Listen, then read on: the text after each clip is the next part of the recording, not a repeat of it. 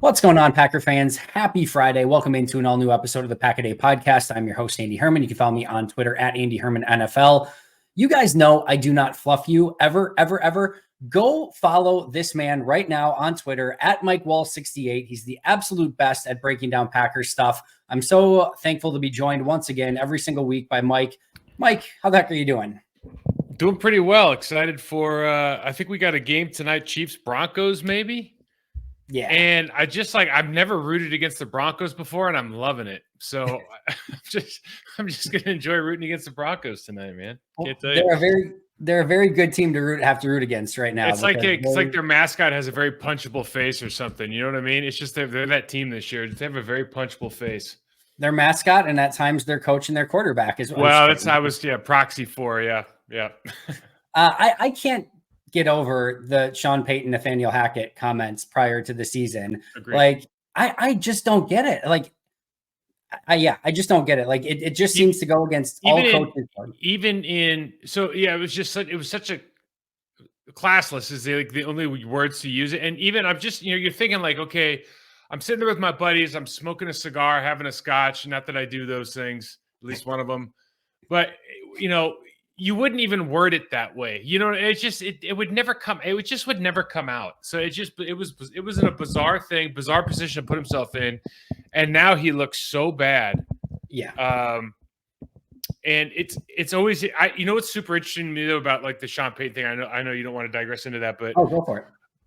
So in my time from playing versus going into the league and working with guys in the building, and then, now obviously outside the building, the cultural change in how these younger generation accept information, think about themselves, all of the Bill Parcells mentality, like the Mike McCarthy, the tough guy, it just doesn't play. No, because they just don't feel the same way that we were kind of built up on at least when I was younger. And that whole thing doesn't play. They have triggers and they have ways that they think about themselves very strongly, but you can't just go in there and just say, well, Parcells did it this way 30 years ago. I'm a Parcells disciple, and so therefore I can say whatever I want about whoever I want. It just doesn't work anymore. It's a very fine line because like we can see like a Dan Campbell is like more, I don't know how you would want to describe him as a coach, but there's like maybe a little bit more leaning that way, but like they back it up and they but here's the difference, Andy. Like I know Dan personally. Yeah. Dan absolutely loves his players, and it comes out in everything he does. Dan was a journeyman player. He wasn't a star. So there's a very, very distinct difference, at least to me, a very obvious difference between, and I'm not saying one was better or worse. I'm just saying there's a very distinct difference between like how Bill would treat his guys and then how Dan treats. It's completely different. But no. I get your point because he's from the bar. He was a Parcells guy in Dallas at least. But no, it's very well said and very smart because, like I said, it does take a little, like there is that fine line there. And I think that's the difference is you have to care about your guys and they have to feel it. They have to see it and they have to know. And that's a really, really tough thing to do. And obviously not going great in Denver. It was interesting this past week because from a Packers standpoint, the best thing is that the Jets lose as many games as possible right now. So they get the better draft pick, the second round pick from the Jets. But it was so hard to cheer for the Broncos to win in that game because of all the stuff that was said. And going back to Nathaniel Hackett, who was nothing but the consummate professional in Green Bay. The players loved him. Everyone spoke glowingly about him. So that was one that you were maybe disappointed from a draft status standpoint, but so happy that Hackett got a little bit of revenge on that one. But we digress. Let's talk about something way more fun. Packers Raiders from Monday Night Football, which was not fun and did not go according to plan. Let me just start by asking you, Mike, what were some of your big takeaways? I know you're big on some things only work on paper. This felt a lot of times that things like that only worked on paper in this game. What was interesting is the first series for both teams kind of told the story of where they're at a little bit. The Raiders, although they didn't necessarily do a great job of finishing the drive, they were trying to get out of their tendency zone. Like they have every team has tells and tendencies. They're trying to get out of it. They have they run Devontae on the bubble action. Yep. They go to their split flow look and they end up running a reversed, I think 2 series in. They make the adjustments in against their split flow look. We start running cross dogs. They make the adjustment and keep the tight end on the play side. Like they're just doing things that you go, okay. And that's the only way they were moving, getting yards. I mean, they had some coverage breakdowns as usual, but like I think that happens every game. But you see that they're watching the tape, going, okay, this is what we're putting on tape. Let's change things.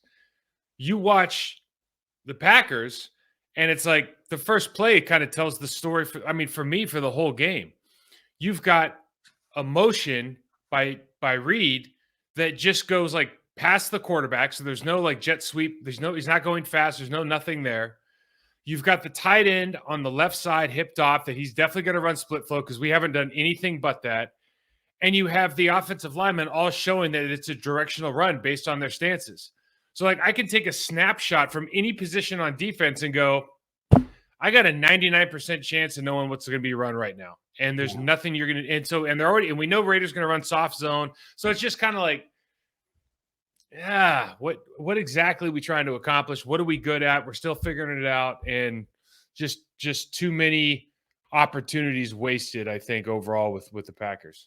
I think that's totally true. And, I go back a couple weeks ago. I'm trying to remember. Was it the Saints? Yeah, the Saints game where they came back and won in the fourth quarter and they needed that 2-point conversion. And you had Jaden Reed come in motion and the ball almost snapped and hit Jaden Reed on the motion. And Matt LaFleur after the game says, yeah, the timing was completely messed up on that. And it was screwed up. And Jordan had to make a play outside of the scheme of the play.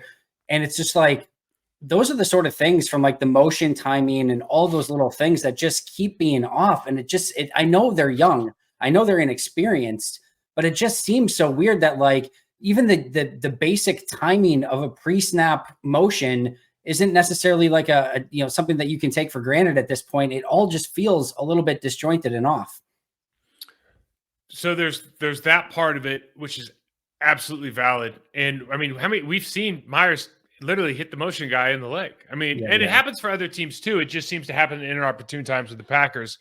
But I think when you start watching, and unfortunately now we have the San Francisco 49ers, we have Mike McDaniel and the Miami Dolphins. Like we see when they talk with Sean McVay's offense, when you talk about we're fighting for every blade of grass, we're trying to stretch them horizontal so we can get vertical.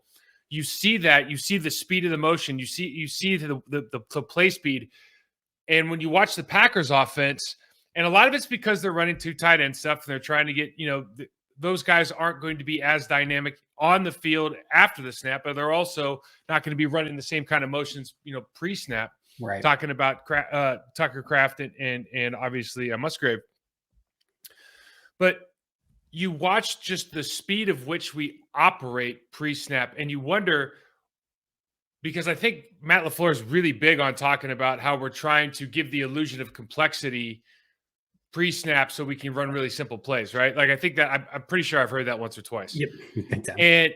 And when you watch this, I don't know where you're threatening, I guess, is just the easiest way to say it. I'm not really sure that all this is threatening anything, especially when you look at, the first couple of series with the Raiders and games prior to, but this is the latest. So if you're not threatening with that and you're having a problem kind of with the execution of all that pre-snap stuff, and by the way, you don't really just do the basics very well anyways if you just put everybody in static and tell them to do their job. Like you have to go back and go, what are we good at exactly? Like, what exactly are we trying to – 13 points is like – 13 points in the National Football League against the Raiders defense is laughable. I mean, there's really no other way to put it, right? I mean, if we're calling a spade, that's one of the worst defenses in the league. We scored 13 points. And McDaniels tried to give them more opportunities at the end of the game by going for the field goal, missing the field goal, as there was even more opportunities. Like they were like basically saying like, hey, take this. We're willing to give it to you. And Green Bay just couldn't take it, which was even that much more frustrating. And then that's maybe where the illusion of complexity, it feels like the only thing that's complex about it is for Green Bay's offense trying to run it at this point. Like you said, it doesn't seem too complex for the defense trying to figure out what Green Bay's actually trying to do. And I think the big, maybe most frustrating aspect of this game, you talked about it all last week. We talked about it. Everyone talked about it. And it's easier said than done. Totally understand it. But you had to control Maxx Crosby in some capacity. And it just didn't feel like they had a great plan for Maxx Crosby, not just in the passing game, but in the run game. I tweeted you immediately as soon as I saw Tucker Kraft come down the line and try to block him one-on-one, because that was one that I'm like, all right, there's one that probably worked a lot better on the chalkboard than it did in actual, in the game. But it just didn't seem like they had a great plan for him, which is a little bit inexcusable, I would say. So listen, you have to install plays that you have in your on the play sheet. Like on the call sheet every week, there's going to be a certain amount of plays that are going to work. And a lot of that's going to be the split flow off the Packers because that's what they run. The problem is, and we showed this on film at post, is the other team watches tape too. And we were just talking about the Las Vegas Raiders go into that game and they line up in the exact same schematic formation with the tight end hipped off. They might be at 11, might be in 12, whatever. Yep. But they start running multiple plays to both sides of the ball off of that action. They run the play action. They run the reverse twice. We catch it on the second time. The first time they burn us pretty good, but it's all off the same look. So you can't necessarily just sit there and go, I know what's coming every time. Well, after the first series, really, Maxx Crosby's going, I pretty much figure out what's going on. Your offensive linemen are looking in to where they're going to block. Like, in other words, they're not looking at you and then going the other way. So, like, there's all these tells that are available. The tight ends are leaning one side or the other because they know they're trying to, cut off Maxx Crosby. Like, there's so much going on that we don't really notice aside from just the obvious, like, wow, he just blew up the play again, Yeah. And the other thing that the Raiders did, again, because it's on tape already what we're going to do, is they did a really good job of, like, forcing the tight ends to make plays. So if you're going to, if you can't dance, don't come to the party. If you can't block, don't be in the box. And if we put you in there, if I'm the Las Vegas Raiders, I'm going to put you in bad situations. Like, I'm going to slant Crosby across your face. I'm going to bring 3 weak. I'm going to stunt into the run game and force your backside cutoff to work. And because if you don't do it, then my guy's going to eat all day, and we're going to start talking about him on the sidelines, where everyone's going to get upset, and then he heats up, and all of a sudden their team starts playing really well. You see this a lot when this is the find the fish thing, right? Like, if you have a guy that can't do the job, well, I'm going to try to exploit that person as much as possible. And it just so happens that guy was playing against already what I think is the best player in defense right now in the league. Yeah, there was the play too where Green Bay threw 3 people at him, 2 tight ends and a running back, and he makes the sack on the play. He's an incredible football player. And I know Green Bay ran a lot of different things at him. It just didn't seem much worked. And like you said, you even saw them maybe try a little bit of different tight ends in there, because Musgrave, after I think getting chewed out in the first quarter, we saw a lot more Tucker Kraft and Ben Sims. They tried some stuff. It didn't work. And again, Maxx Crosby, incredible freaking football player. He's going to eat more often than not, but he wrecked that game for Green Bay's offense. Yeah. The thing is, you install a play. Let's just call it, if you run a 94 belly, right? It doesn't, what you call it, whatever you want. You 94 open, you got the tight end on the left, you're running to the right. The tight end's got to cut off the guy. If you can't make that play, you have to be able to tag that call with, like, the tackle blocks back, the tight end pulls around and helps the guard on the B gap, or pulls through to the linebacker. Like, there's options here. Like, your only option is not just to try to cut this guy off with poor footwork. Like, there's other options on the table. You just have to be able to get to them. And I think somebody asked me this on Twitter, and my response of, like, why are we running these plays? And my response is, a lot, not all the time, but a lot of times you insert, okay, we run 94 belly this week, guys. It's in. Here's the defenses they run against. You got to be careful about this guy. Okay, we got to have good footwork on the backside. Everybody got it? Okay, good. And it's like, let's move on to the passing game or whatever. And that, I'm not saying it happens here, but I know that happens a lot. Yeah, and that makes it looks very much like that at times. Like, it's in the playbook, they're going to run it. And I was going to ask you about that as well, because have you picked up on anything as to why this offense gets going more in the third quarter? Is it that they're making adjustments? Is it just happenstance? Because it does seem that they come out in the third quarter and find a little bit of rhythm, but it doesn't come until the second half, which is very, very frustrating. Some teams just play better, after the break. Yeah. I don't really know if there's a rhyme or reason. I mean, obviously, if you look at the beginning of this game, they're trying to establish the run. They're doing some things in the running game just to make sure that, hey, we're going to get A.J. Dillon to get 10 yards on 3 carries every time, and play that out as long as it can. What happens, I think, and we kind of saw this, is it turns into we're going to run this, and because we're going to run this, we're in this personnel, and that limits what we do in the passing game because I want to play with 3 wide. We only have 2 guys in. What does that look like when we run 2-man routes? Are we just going deep? Or, so a lot of stuff starts happening. Do we miss a couple things? The breakdowns of protection, etc. So it feels like we're either going to take a shot or run the ball, right? And when you have that kind of mentality, and you don't have that middle game, you don't have the screen game, you don't have, you don't have the quick outlets. Like sometimes the 5-yard check down is the right play, as Aaron Rodgers showed us many times. And if you're not just going to take what the defense gives you from time to time, it's going to be tough to move the ball. I think sometimes with this quarterback, this play caller, this offense, you see it in the second half, they start going, all right, let's just take what they're giving us. Let's stop messing around. Yeah, probably need to get to that a little bit sooner. And it makes it even harder when you're not running the football well and you're not hitting your deep shots. So that is going to make it even more complex in those situations. I'll be honest, Mike, I'm struggling a little bit through 5 games to evaluate this defense completely. I think I've now somehow been labeled a Joe Barry defender just by pointing out that maybe it hasn't been quite as bad as I think some people have said. Now, I'm well aware Bears offense, Raiders offense, Saints offense, especially sans Derek Carr in the second half. We're not playing the Eagles and the 49ers and the Dolphins here. Totally get it. I would say that, you allow 20 points against the Bears in week 1, which was really 14 until garbage time. Mm-hmm. You allow 10 points to the Saints, 17 if you include the punt return for a touchdown, but the defense isn't responsible for that. They allow 10 in that game. Mm-hmm. And then this game, you allow 17, but 3 is directly in relation to the offense turning it over in plus territory. And the defense did a good job to limiting them to 3 on that play. I would argue that they allowed 14 in this game. We could argue maybe the missed field goal or the blocked field goal and things like that too, but they allowed what I would say is 14 to me. And it's still, I'm not saying it's great. I'm not saying it's playoff worthy or anything, but the defense to me is probably 3-2 at this point. But at the same token, there's been some really weird mistakes throughout games. It's not consistent. You see some bad play and scheme on the field. I don't know. Where are you at with this defense through 5 weeks? Who's the guy?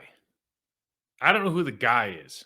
And Rashawn Gary is probably going to be the guy, but he's not in there enough to be the, I just don't know. I love their defensive line. But I say that because I like Preston Smith more than most people. I just love the way he plays football. Sure. I think Rashawn Gary's super talented. I like Kenny Clark. I don't sit here and Jalen Carter went in the draft. I see Jalen Carter and what he's doing. I see the Davis kid. The Georgia team for the Eagles. I see what they're doing. And I go, well, that's not quite what we're doing up front. I think there's some mismanagement of personnel. Quite frankly, I don't know if Quay Walker's the 3-4 linebacker. Yeah, I think he's a 4-3 linebacker. I think he's like Derek Brooks. Is what I think he is. So I think he's put in a position, and I love the way that they were firing the gap against the fullback. And I mean, you liked all of that stuff, but you just go this isn't really. It doesn't really make sense as to based on the personnel, based on the base defense that they're running. You look at this team really, and the Lions they played one good offense. They got their backsides handed to them. I mean, it is what it is. Yep, but totally. For the rest of these teams, because there's got to be 16 average teams or below average teams in the National Football League. It's just how the math works. Yeah. They get beat on new looks, they get beat on adjustments, and they get beat on coverage issues from time to time. But they're not really just getting, except for against the line, against a good offensive line, they're going to get beat every time. But for these other teams, they're not really just getting beat unless.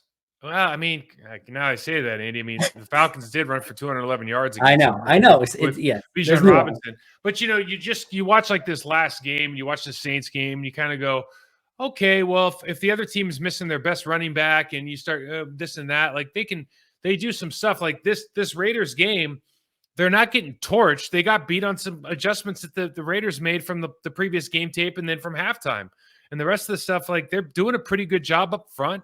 They got pressure on the quarterback. They got some sacks. I mean, guys are coming out. Rudy Ford's making plays. There's improvement from the end of last year. But I think last year we thought they were going to be a top 5 defense. Rashawn Gary goes down and they're not anymore. And we don't really remember that. We remember how bad they were at the end of the season. Yeah. And so you're kind of building off that a little bit.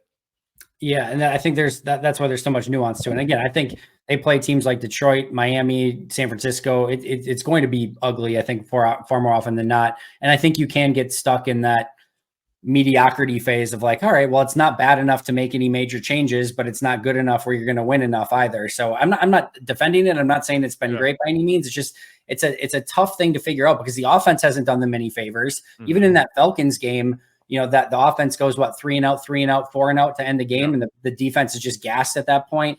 It's just, it's symptomatic of the overall team and not playing complementary football. And it's a dog chasing its tail of like, just everyone needs to play better, do their 111th on their side of the ball, and everyone's going to look better because of it. I just don't think if like we're pointing fingers at this point, I don't know where I put the defense on the pecking order. Yeah, well, I'd see you put the last finger you point is probably at the defense. The only thing with the defense that does kind of, it's a head scratcher. And I think that defensive coverage is probably the most difficult thing aside from offensive line coordination to get together, right? Like defensive line, linebackers, you can kind of figure your stuff out. Coverage wise, you got to be on the same page. You really got to be good communicators. You see a couple things just schematically, like a lot of teams will trap from the opposite side. If you go like 2x2, 3x1, they'll trap from the opposite side. If they look like they're starting to cover 4 and they want to drop down, they'll rob from the other, like the weak side. We rob and chase like the crosser. They did against Devontae Adams this game. You're always chasing the crosser. You never quite get there. Like that stuff's weird. You run like 2 shell, you run like a cover 2, and you got a 2-man route. So you split the field. You got a hook curl guy in your safety or your linebacker, and they're not jumping the slant. And you're like, well, there's just things you're going, well, I don't understand why this is happening. Generally, you're doing a pretty good job with this other stuff. Like they cut down they tried to run a trick play. They tried to do a couple different things, and we shut down Devontae Adams for the most part. I mean, you do some things really well, but I think there are in all these games, but there's the margin for error is just so small right now that I'm probably nitpicking. But you do see some of this stuff and kind of they are head scratchers. But I think that is like almost the indicative of exactly what this is, where like you will see kind of every week something that the defense does really well, and you're like, there it is, like just like that, there it is. And like the trick plays are such a phenomenal example of that. Of you can tell they're coached up and aware of what they're supposed to do in these situations. They jump the throwback to the quarterback. Rasul is there, and actually they had it covered pretty well overall on the flea flicker play. Like there's stuff like that you're seeing. Like all right, like there's some attention to detail here. But then it'll be other like super simple stuff that you see, and you're just like all the stuff that you just pointed out, and again, disjointed is the best word I can think of this week for this entire team, where things just don't always make sense as to why it's happening the way that it is. The one last thing I'd say is, I don't know if everybody always notices, but when you play off cover, like we talk about, why are you playing off coverage all the time? You got all these good first. The other thing that off coverage really hurts you in is the run game. Yeah. So the short pass screen game, which that hurt us, and then the run game, they broke off that big run on essentially just a kick play. And I think it was Jair is sitting like 10 yards hipped off the tight end. It's like he never shows up until the last minute. It's just the philosophy of what they're doing sometimes, and even like philosophy. Why are you standing on the, it's first and goal on the 9, you're standing on the ends on the goal line waiting for the slant. Like there's just so many things bad that can happen when you give somebody 9 yards of space in a 19-yard field that those things I just like, I'm not in that room. I have no idea why they're doing it, what the thought process is, but I see those things, and you see the really good defenses not having, that's not even a mistake, but not having to make that choice. It's like, it's already baked in. We're not doing that. So yeah, a long way to go for the defense, the offense, everyone all involved.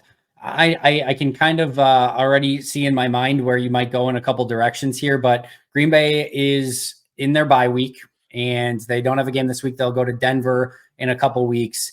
What are what's some bye week medicine that Green Bay needs to take over the next couple weeks? What are some things that you'd like to see changed, improved upon, whatever it may be during this time off where Green Bay's going to try to get right before they go to Denver?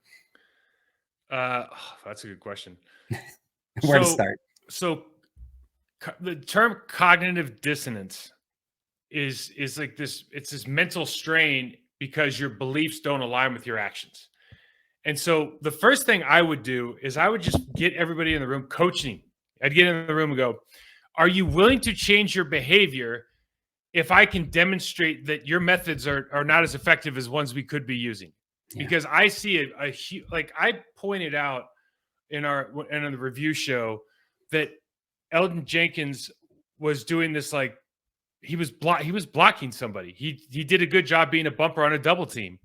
And I showed a second one, and I realized like I'm showing something that all of them should be doing every play. Like this was not by any means an extraordinary play. This was a football play done the right way with technique. He had good footwork, he had good body position, so he won. You don't see that enough, or there's a lack of it enough where I pointed it out, going like, oh my God, look at this shiny new toy. And so my thing is like, when you go into the bye week in a situation that you're in and you're underperforming at an individual level that's leading to group underperformance, I think you have to take like a black box technique to this. And maybe it's the Lions game, but you sit there and you forensically go through why you are not performing well. Individually, look at Kenny Clark is not doing this well. Why? His footwork. Why? His body position. Why? His left hand. Why are you not doing well? I'm just using him as an example. You know, if you go in and individually give these guys a plan to improve, you will see improvement. Like you have to give them, you identify the issue, find the root cause, and provide some sort of corrective behavior or diagnosis. Help them improve on the individual level. You're going to see a lot more improvement from the group, because what we keep talking about, like, oh, their scheme doesn't work. They're running the same scheme as half the other teams. They're just not running it as well, right? And we could talk about the speed and this and that, like, and there's some truth to that. But just basic blocking, tackling, shedding a block, you're just not doing your job as well as you could. And the only reason for that is it's being allowed. So I think that's the number one thing for me is like, let's go through this like one game, pick a game, go through it forensically and understand why guys aren't doing well and help them get better. Does feel like a back to basics, back to fundamentals, scale things down a little bit, start to excel at something, and then expand off of that. Can I say one more thing about that in relation to, if you're going to play with, I like that we have two rookie tight ends, and I think they're going to be great players. I don't know who the tight end coach is. He might be the best coach in the world. I don't know, but I'm shot in the dark here. I bet you he played quarterback, because I bet you he was like a senior offensive assistant or whatever, at some point. And I'll bet they're not running the individual periods with the offensive line. Okay. And they can't block. So if you want to teach those guys how to block, go put them in Indy with the offensive line, because whatever they're doing over here, they got spirit. They're trying. They just don't have very good technique. And I'm guessing if you want good technique in the run game in particular, the passing game, why don't you go ask the O-line coach? You probably pay him $1 million to teach these guys. Like, go ahead and use them. Good resource. It is John Dunn. I'm trying to see what he Dunn was a walk-on at North Carolina from 2001 to 2003, playing quarterback and tight end before a neck injury ended his career. And then he started coaching wide receivers and quarterbacks, it looked like, became an offensive coordinator, and now is at the college level and is now a tight ends coach. So did have some tight end experience, but yes, quarterback initially.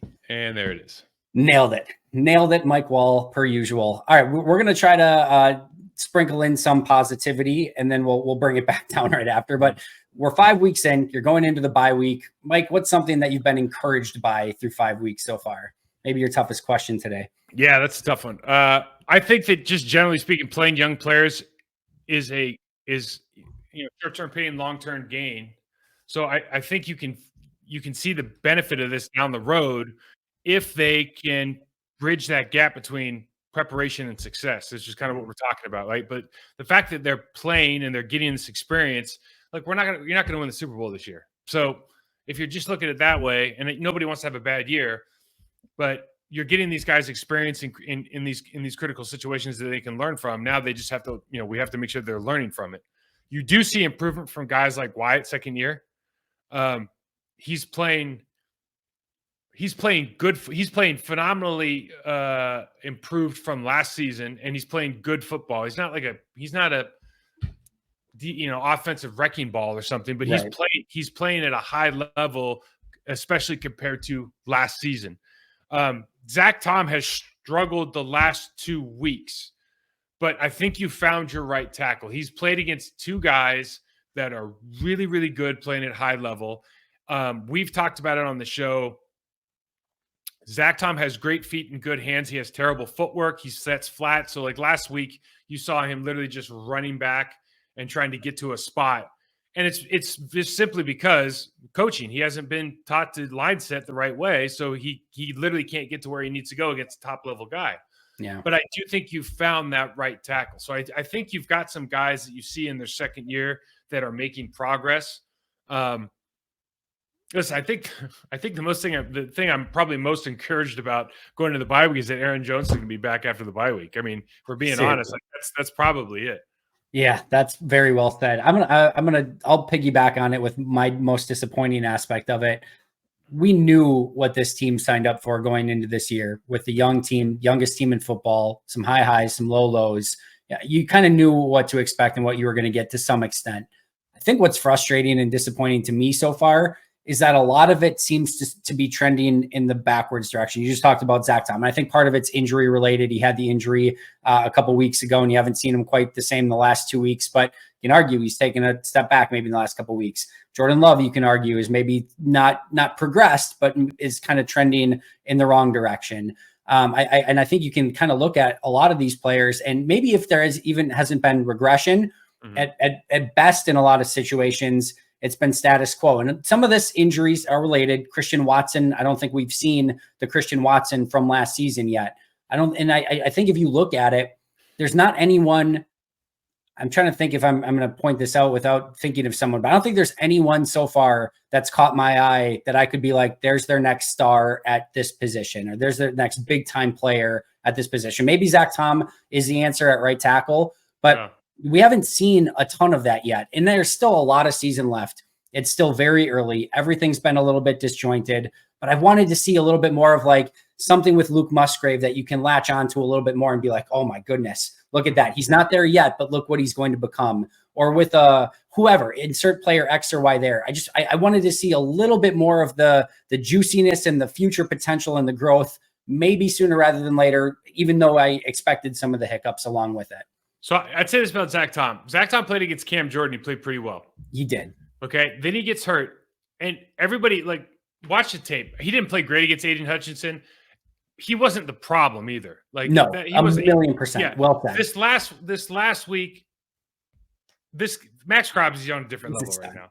And it's like you have to, it has to be contextual. If I'm playing against a crap player, I shouldn't say that. I know. If I'm playing against an NFL player who isn't anywhere in the same zip code as Maxx Crosby, and I have a good game, and then Maxx Crosby beats me up a little bit, that doesn't mean I'm down, right? Agreed.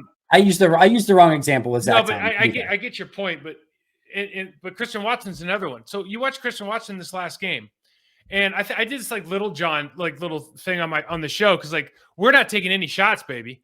You know what I mean? Like Christian Watson is literally running up. They have him on top of the numbers. Yeah, he's running up to the corner. The safety's at the 23. He's already at the 25. In other words, there's no help behind him. Nope. And the corner's running the route for him. So it's like, whose fault is that? It's not Christian Watson's fault. There's 25 yards of freedom over here on the left, and I'm running across the field on the right where the safety's already coming down. The corner's running my route for me. So I'm 100% with you. My thing would be the disappointing part is what we talked about from the first play. What are we trying to accomplish? Like from a scheme, from a personnel coaching standpoint, what is it that we're trying to accomplish? Give these guys something that they can hang their hat on. I don't know what that is. I mean, I have my ideas, but it takes like a dedicated awareness of going, this is what we're going to be. It doesn't, if Aaron Jones isn't here, like this is what we're running. Sorry, guys, and we'll live and die by the sword here. But I need to get like Christian Watt. We had Corey. Remember Corey Bradford? Oh yeah, very much so. Corey Bradford. We were drafted same class. I don't know if Corey knew how to run another route except for a go route. 9, yeah. Okay.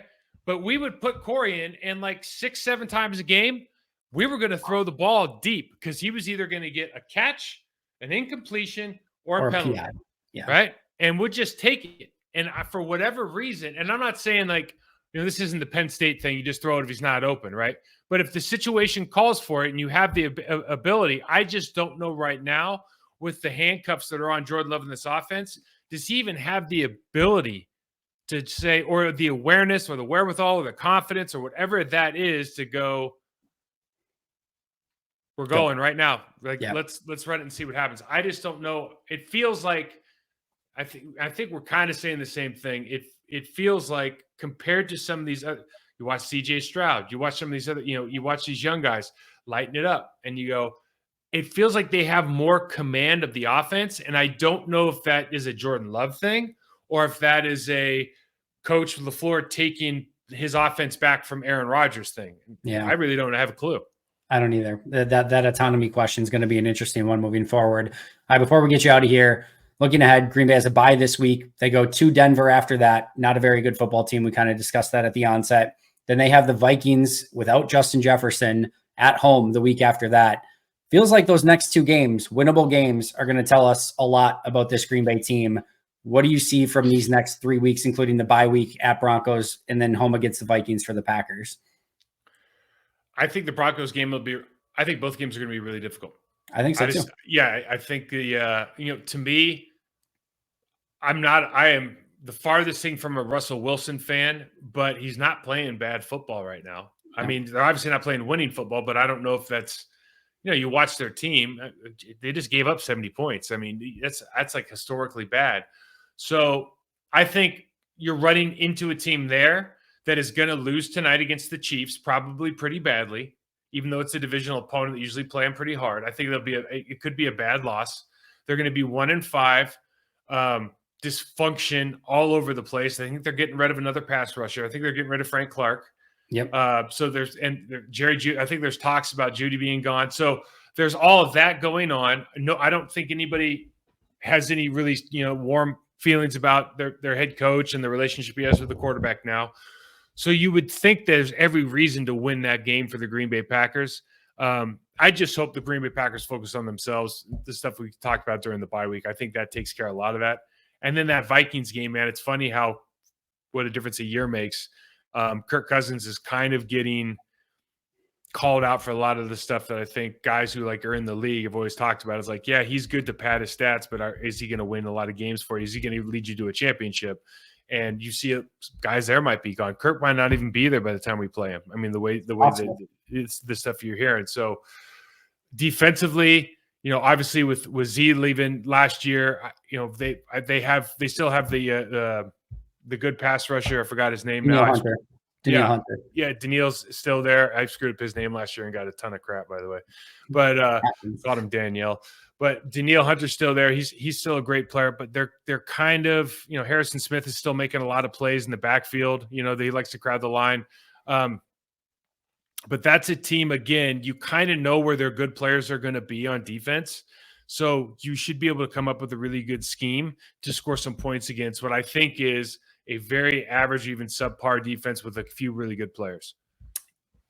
I always love the name screw up smack talk. It's like there's 2,000 players in the league. We're probably going to get one wrong from time to time. That always humors me. I didn't know all the names of players when I was playing. What do you think is going to happen now? Yeah, exactly. 99, 95. You start saying amazing. I think the other thing too is what Packer fans are adjusting to a little bit is we would look at these games previously and be like, oh, Broncos, Vikings, we're circling those on the schedule. Every other fan base and team is now looking at Green Bay and circling on the schedule and being like, oh, that's a get right game for us. So there's not going to be much that's easy going forward. It's funny that I think you said it so well last week. This is a get right game for both teams. And you just look at the rushing yards and it's like 110 to 96. Yeah. Neither really got right. Yeah. And the averages are just terrible. It's just, oh, good Lord. I mean, if you would have told me so much about that game that, they basically end up even in rushing yards. You hold Devontae to 4 catches, 40 some yards. You hold the Raiders to 17 points. There's so many things that you could have told me. Now, the 3 Jordan Love interceptions, you could have told me that. I probably wouldn't have felt too great about things. Right. But overall, looking at, especially from a defensive side, I would have felt really good about Green Bay's chances and just wasn't to be. What's funny is before we go is Aaron Jones not playing is a big deal. And you can see there's yards left on the table by AJ.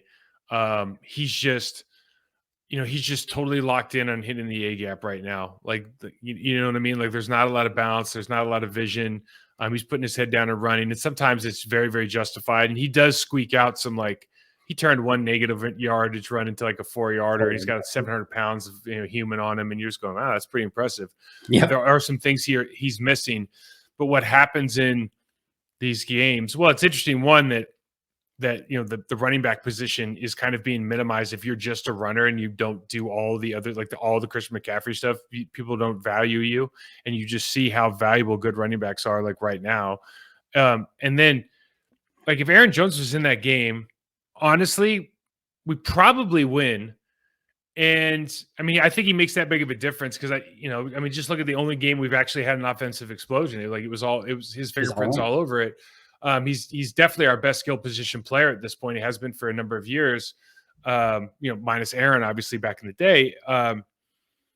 But it's the little, a 3-yard gain turns into a 10 or turns into a 15. It's like the one or two plays that might be different that make you feel completely different about the game, whether it's how they feel and turning in the locker room, whether it's like you and I just, or somebody who doesn't like to watch tape just looks at the stat sheet and goes, oh, they had 150 yards. Great day. And you're like, well, they had 90 yards on one carry. Like, no, You know what I mean? Like, it doesn't even matter. But like the atmosphere around everyone just gets better because that one dude is there or not there. There's a real argument to be made that this team might be 4-1 if they have Aaron Jones through the entirety of the season so far, which is we're having a lot of different conversations if that ends up being the case. Breaking news: when you have really good players that aren't playing for you, it's going to hurt your overall team, and that's been the case for Green Bay in a lot of these games, and specifically with Aaron Jones so far. Mike, I'm going to get you out of here. Where can we follow you on social, on YouTube, etc.? Tell everyone where we can find your great work. Yeah, Mike Wahle 68 on Twitter, Process to Perform on Instagram. The On My Block podcast is on the Believe Network. You can find it where you get podcasts. If you like to watch the video, we break down a lot of tape. You can find that on the Process to Perform channel on YouTube. Andy, thanks for having me as always. It's always a pleasure. Make sure to go check his stuff out. It's absolutely amazing. You can follow the podcast here at Pack a Day Podcast. You can follow me at Andy Herman NFL. That does it for Mike and I. Until next time, and as always, go Pack Go.